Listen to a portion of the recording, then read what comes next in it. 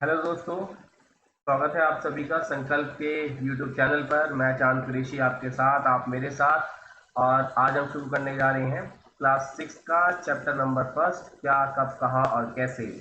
और कैसे तो पहले बता दूं कि ये शुरू जो किया गया है ये एनसीईआरटी को लेकर शुरू किया गया है, क्योंकि आप लोगों ने कहा कि एनसीईआरटी को ऑनलाइन लेके आओ, तो हम उसको ऑनलाइन लेके आए हैं। तो आज जो चैप्टर है उस पर हम डिस्कस करने वाले हैं वो क्लास 6 का है। ठीक है, क्या कब कहाँ और कैसे, तो इसी के बारे में आज चर्चा होगी।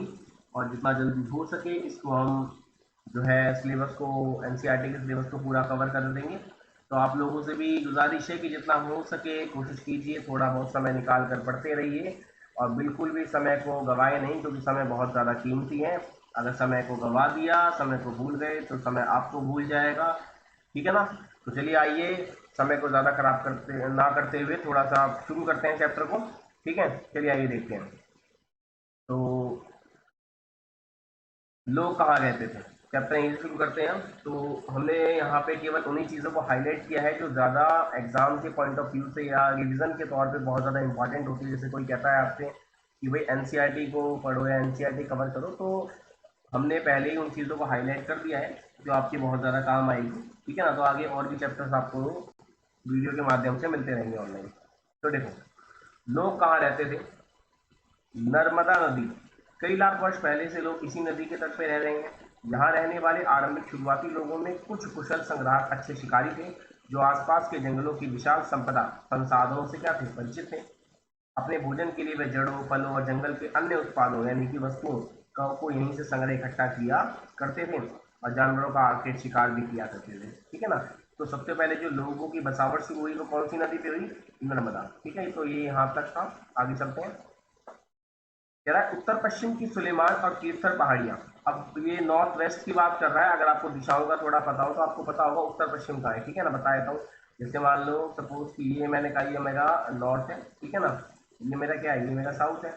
अगर यहाँ से बात करें तो ये मेरा क्या है, यहाँ पे हमारा वेस्ट हो जाएगा, और ये हमारा क्या हो जाएगा, ये हमारा ईस्ट हो जाएगा। ठीक है ना।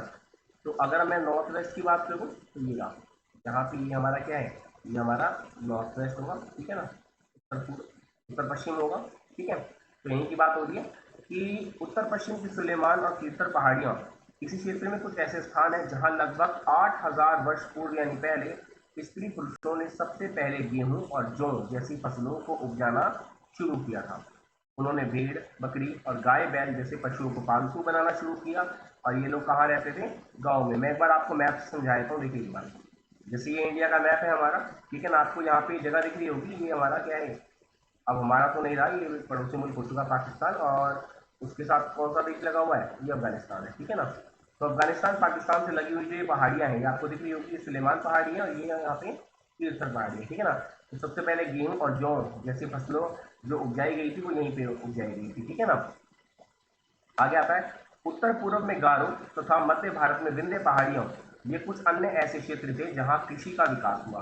अब यहाँ पे आते हैं जरा, अगर उत्तर पूर्व की बात करें तो ये हमारा नॉर्थ ईस्ट है। ठीक है ना। ये हमारा क्या है, ये नॉर्थ ईस्ट है हमारा। जैसे अभी दिशाओं के बारे में मैंने आपको बताया, ये क्या है हमारी, ये मैंने बताया उत्तर पश्चिम है।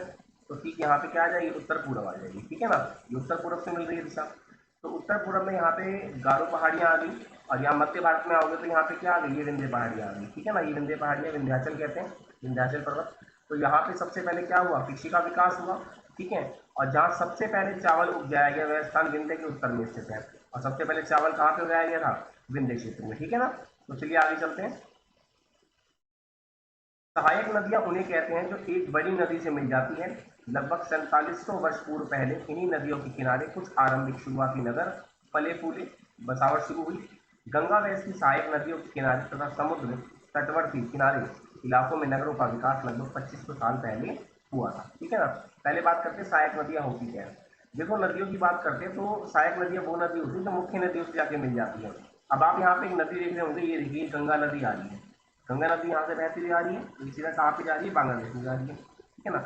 अब आपने देखा होगा यहाँ पे यमुना नदी जो है ये आके सीधा किससे मिल रही है, गंगा से मिल रही है। ठीक है ना।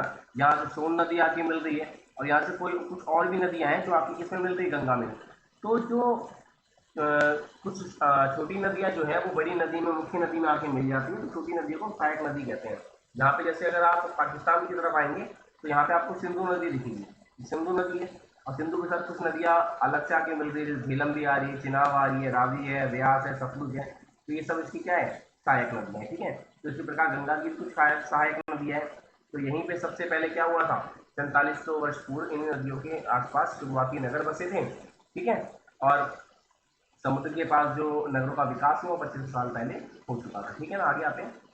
गंगा के दक्षिण में इन नदियों के आसपास का क्षेत्र प्राचीन काल में मगध, वर्तमान बिहार नाम से जाना जाता था। इसके शासक बहुत ही शक्तिशाली थे और उन्होंने एक विशाल राज्य क्या किया था, स्थापित किया था। देश के अन्य हिस्सों में भी ऐसे राज्यों की स्थापना उस समय की गई थी, ठीक है। तो आपको पता होगा कि गंगा के दक्षिण में जो बिहार है, पहले ये मगध था, और मगध के सबसे शक्तिशाली राजा कौन थे, चंद्रगुप्त मौर्य।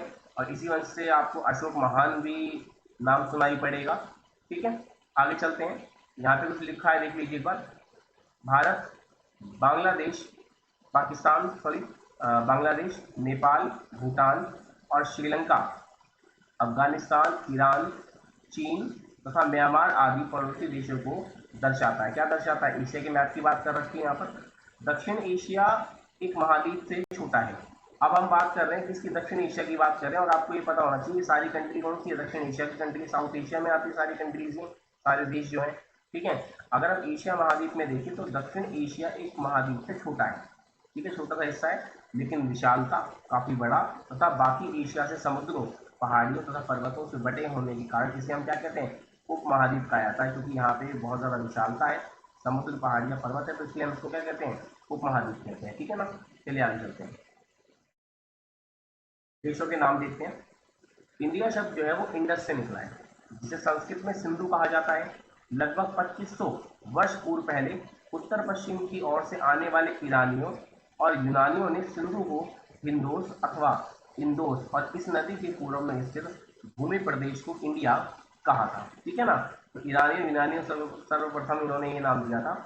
भारत नाम का प्रयोग उत्तर पश्चिम में रहने वाले लोगों के एक समूह के लिए किया जाता था। ये ध्यान रखिएगा आप लोग कि भरत नाम का प्रयोग जो उत्तर पश्चिम में लोग रहते थे उस समय, सबसे पहले तो उन्हीं के लिए नाम यूज होता था, भरत नाम। इस समूह का उल्लेख संस्कृत की आरंभिक शुरुआती लगभग 3500 वर्ष पुरानी, 3500 साल पुरानी जो रचना है, क्योंकि मैंने रचना ऋग्वेद में भी भरतों का उल्लेख हुआ है। बाद में इसका प्रयोग देश के लिए होने लगा, ठीक है ना, बाद में भारत से भारत हो गया। आगे आते हैं। अतीत की जानकारी हम कई तरह से प्राप्त कर सकते हैं। इनमें से एक तरीका अतीत में लिखी गई पुस्तकों को ढूंढना और पढ़ना है। ये पुस्तकें हाथ से लिखी होने के कारण पांडुलिपि कही जाती है। अंग्रेजी में पांडुलिपि के लिए प्रयुक्त होने वाला जो शब्द है वो क्या है, मैन्यूस्क्रिप्ट शब्द, लेटिन शब्द मेन्यू जिसका अर्थ हाथ है से निकला है, ठीक है ना। तो मेन्यू का अर्थ क्या है, हाथ है। ये पांडुलिपियां प्राय उस समय ताड़पत्रों अथवा हिमालय क्षेत्र से उगने वाली भुर्ज नामक पेड़ की छाल से विशेष तरीके से तैयार भोजपत्र पे लिखी जाती थी। यहाँ पे एक चित्र भी दिखाया गया है, इस चित्र का आप ध्यान से देखेंगे ना, तो ये उसी का है, किसका, ये पांडुलिपि का चित्र है जो हाथ से उस समय तैयार होती थी और ये बेशकीमती संपदा मानी जाती है, ठीक है। यह पांडुलिपि लगभग 1000 वर्ष पहले लिखी गई थी। किताब बनाने के लिए ताड़ के पत्तों को काटकर उन्हें अलग अलग हिस्सों को एक साथ बांध दिया जाता था, ठीक है ना। ये भी भुर्ज के पेड़ की छाल से बनी हुई पांडुलिपि है। आगे चलते हैं। ये पांडुलिपियां मंदिरों और विहारों, विहार का है जहाँ पे बहुत भिक्षु रहते हैं, वहां प्राप्त होती है। इन पुस्तकों में धार्मिक मान्यताओं व व्यवहारों, जो पांडुलिपि की बात करें तो उसमें धार्मिक मान्यताओं की चीजें होती हैं, राजाओं के जीवन के बारे में, औषधीय दवाइयाँ, विज्ञान आदि सभी प्रकार के विषयों की चर्चा मिलती है। इसके अलावा हमारे यहाँ महाकाव्य, कविताएं तथा नाटक भी हैं, ठीक है। इनमें से कई संस्कृत में लिखे हुए मिलते हैं, जबकि अन्य प्राकृतिक और तमिल में हैं। प्राकृतिक भाषा का प्रयोग आम लोग जो उस समय किया करते थे। प्राकृतिक भाषा कौन सी होती है, आम बोलचाल की भाषा। आगे आते हैं, अभिलेखों की बात करते हैं। अभिलेख ऐसे लेख जो है पत्थर अथवा धातु जैसी अपेक्षाकृत कठोर सतहों पर उत्कीर्ण खुदे हुए मिलते हैं। अभिलेखों के बारे में आपको पता होगा, पत्थरों और धातुओं की चादरों से खुदे उत्कीर्ण लेख जो होते हैं वो अभिलेख कहलाते हैं। और भारत में सबसे प्राचीन अभिलेख किसके हैं, अशोक के हैं। कभी कभी शासक जो थे वो अथवा अन्य लोग अपने आदेशों को इस तरह उत्कीर्ण यानी खुदवाया खुदवाते थे ताकि लोग उन्हें देख सके, पढ़ सके और उनका पालन भी कर सके।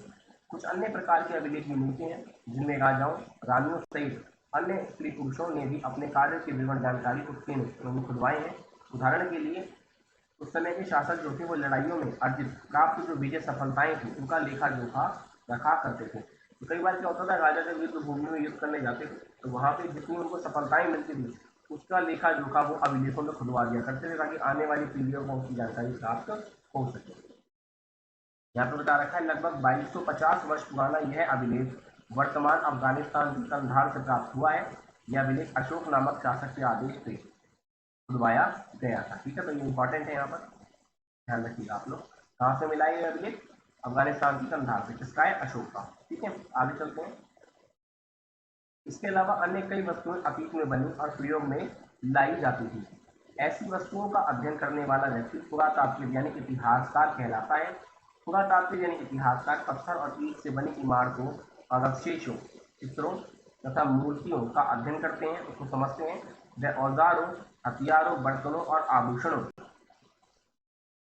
तथा सिक्कों की प्राप्ति के लिए छानबीन और खुदाई भी करते हैं। इतिहासकार का काम जो है वो काफ़ी कठिन होता है, आपने देखा भी होगा, क्योंकि इन्हें काफ़ी सारी दिक्कतों का सामना भी करना पड़ता है, लेकिन उसके बावजूद ये हमें इतिहास की एक अच्छी जानकारी सटीक तरीके से हमारे समक्ष पेश करते हैं। ठीक है, आगे चलते हैं। पुरातात्विक यानी इतिहासकार जानवरों, चिड़ियों, मछलियों की हड्डियां भी ढूंढते हैं। इससे उन्हें यह जानने में मदद मिलती है कि अतीत में लोग क्या खाते थे। वनस्पतियों के अवशेष बहुत मुश्किल से बच पाते हैं। यदि अन्न के दाने अथवा लकड़ी के टुकड़े जल जाते हैं तो वह जले हुए रूप में बचे रहते हैं। ठीक है, आगे चलते हैं। क्या पुरातात्विक और इतिहासकारों को बहुधा कपड़ों के अवशेष मिलते होंगे? एक बार देखते हैं कैसे हैं, क्या चीजें बता रखी है इसमें। पांडुलिपियों, अभिलेखों तथा प्राचीन काल जो प्राचीन चीजें हैं उससे ज्ञात जानकारियों के लिए इतिहासकार स्रोत, सोर्सेस शब्द का प्रयोग करते हैं। बेसिकली क्या होता है, जब इतिहासकार कई सारी चीज़ों की खुदाई करता है या उनको ढूंढता है तो जो चीज़ें, जो जानकारियाँ उनको मिलती हैं उनके लिए वो स्रोत, सोर्सेज शब्द का यूज करते हैं। स्रोत कहते हैं, इतिहासकार उन्हें कहते हैं जो अतीत का अध्ययन करते हैं। ठीक है, यहाँ पे देखिए इंट्रोडक्शन भी आ गया। इतिहासकार उन्हें कहते हैं जो अतीत का क्या करते हैं? अध्ययन करते हैं। ठीक है, स्रोत के प्राप्त होते ही अतीत के बारे में पढ़ना बहुत रोचक हो जाता है। जब चीज़ें मिलनी शुरू होती है, हम इतिहास में किसी चीज़ की खुदाई कर रहे हैं, किसी चीज़ की जानकारी प्राप्त कर रहे हैं, उससे रिलेटेड चीज़ें जब हमें मिलती हैं तो उसको पढ़ना भी बड़ा अच्छा लगता है, क्योंकि इन स्रोतों की सहायता से हम धीरे धीरे अतीत के पुनर्निर्माण, अतीत के दोबारा निर्माण करने जा रहे हैं, उसको दोबारा समझने जा रहे हैं। अतः इतिहासकार तथा पुरातात्विक उन जासूसों की तरह है जो इन सभी स्रोतों का प्रयोग सुराग के रूप में कर अतीत को जानने का प्रयास करता है। ठीक है, आगे बढ़ते हैं। तिथियों का मतलब क्या है? अब तिथियों की जब बात करते हैं तो आपको एक चीज़ छोटी सी ये पता होनी चाहिए कि जब हम किताबों को पढ़ते हैं तो वहाँ पे हम दो चीज़ों का यूज़ ज़्यादा करते हैं। कई बार देखा होगा जो बहुत पुरानी प्राचीन कोई सन लिखा है, कोई समय लिखा है, तो उसमें आपको ईसा पूर्व लिखा हुआ कहीं ना कहीं मिल जाएगा कि जैसे 1000 ईसा पूर्व, 2000 ईसा पूर्व, आपको ऐसे मिलेगा। ठीक है, तो ईसा पूर्व का मतलब होता है ईसा पूर्व यानी ईसा से पहले। ठीक है ना, और एक आपको कहीं ना कहीं ईसवी लिखा हुआ मिलेगा। ठीक है, ईसवी को शॉर्ट फॉर्म में ऐसे लिखते हैं, यानी क्या होता है ये उनके जन्म के बाद की बात है ईसा मसीह के। तो देखते हैं कैसे। वर्ष की यह गणना जो गिनती है ईसाई धर्म प्रवर्तक, ईसाई धर्म को चलाने वाले ईसा मसीह के जन्म की तिथि से की जाती है। वर्ष की गिनती किससे की जाती है? ईसा मसीह से। अतः 2000 वर्ष कहने का अर्थ है ईसा मसीह के जन्म के 2000 वर्ष के बाद से। ठीक है ना, अगर हम खाली ईसवी की बात कर रहे हैं, खाली ईसवी, तो ईसवी का मतलब होता है उनके जन्म के बाद की बातें हो रही है। ठीक है, ईसा मसीह के, ध्यान रखना, ईसा मसीह के जन्म के बाद की जितने भी बातें होंगी हम उसको क्या लिखेंगे?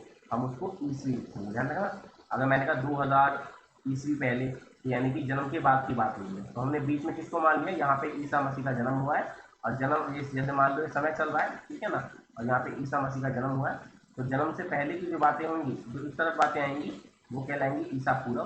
ठीक है ना, उनके जन्म से 2000 साल पहले अगर बात होती है तो मैं हर चीज़ के आगे ईसा पूर्व लगा दूंगा।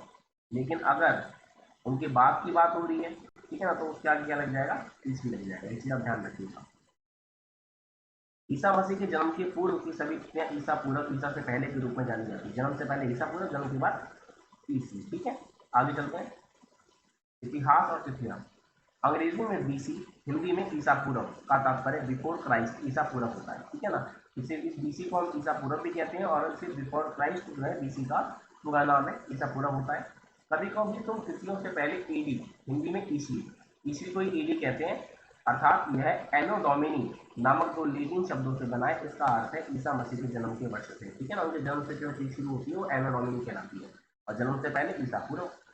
कभी कभी एडी की जगह सीई तथा बीसी की जगह बीसीई का प्रयोग होता है। अब आपको पता होना चाहिए, जैसे हम पहले अब हम क्या करते हैं, ज़्यादातर हम सीई लिखते हैं। सीई का मतलब क्या होता है, इसका मतलब कॉमन एरा होता है, ठीक है। अभी इसकी बात करेंगे।